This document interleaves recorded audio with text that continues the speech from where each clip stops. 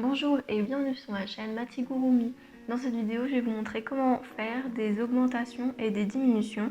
Si vous débutez le crochet et que vous ne savez absolument pas comment faire et vous n'avez jamais fait de mailles serrées non plus, je vous invite d'abord à regarder ma vidéo sur les mailles serrées, ça sera beaucoup plus simple ensuite pour savoir faire les augmentations et les diminutions.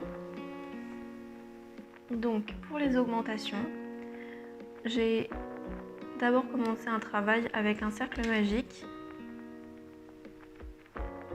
Et j'ai déjà crocheté plusieurs rangs.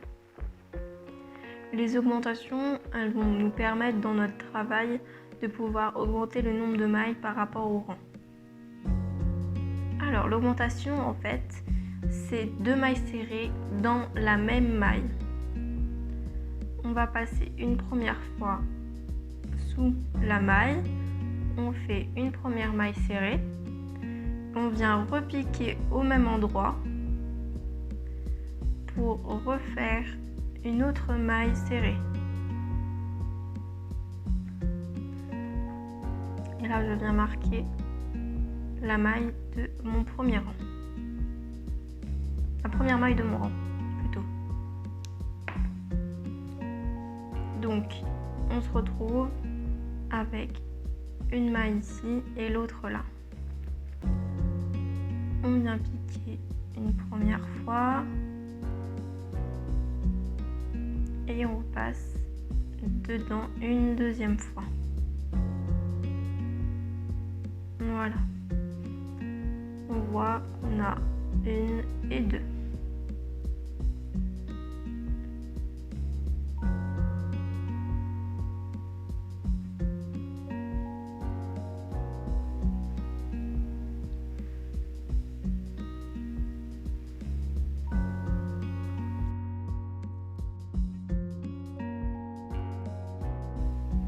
Avant de poursuivre avec la technique des diminutions invisibles, je vous invite à me suivre sur mon Instagram Matigurumi et à vous abonner et à activer la notification de YouTube pour ne rien louper de ce que je peux faire.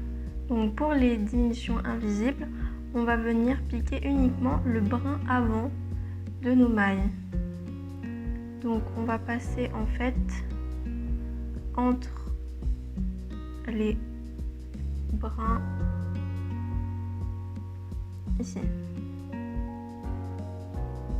Des fois c'est pas forcément évident, donc je viens piquer uniquement le devant et je viens piquer celui aussi de la maille suivante.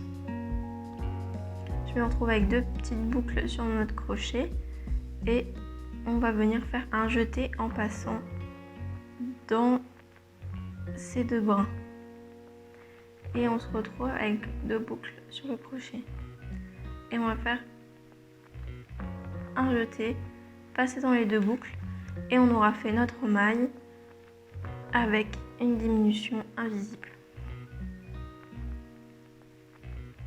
Je vous remontre.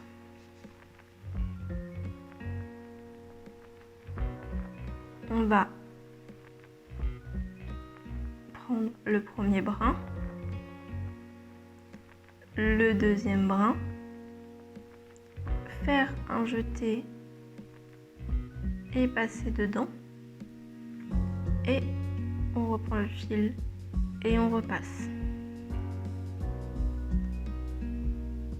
Voilà. Là, ce qui peut être compliqué au début, c'est de savoir où repiquer. On voit qu'on a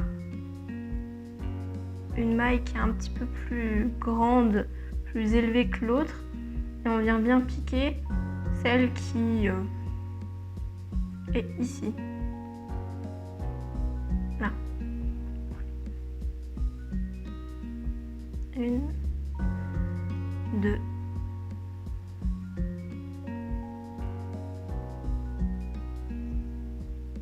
Voilà, donc on a fait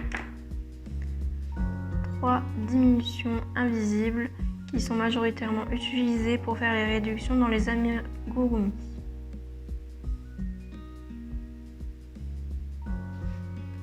Je vous remercie d'avoir écouté, on se retrouve dans d'autres vidéos.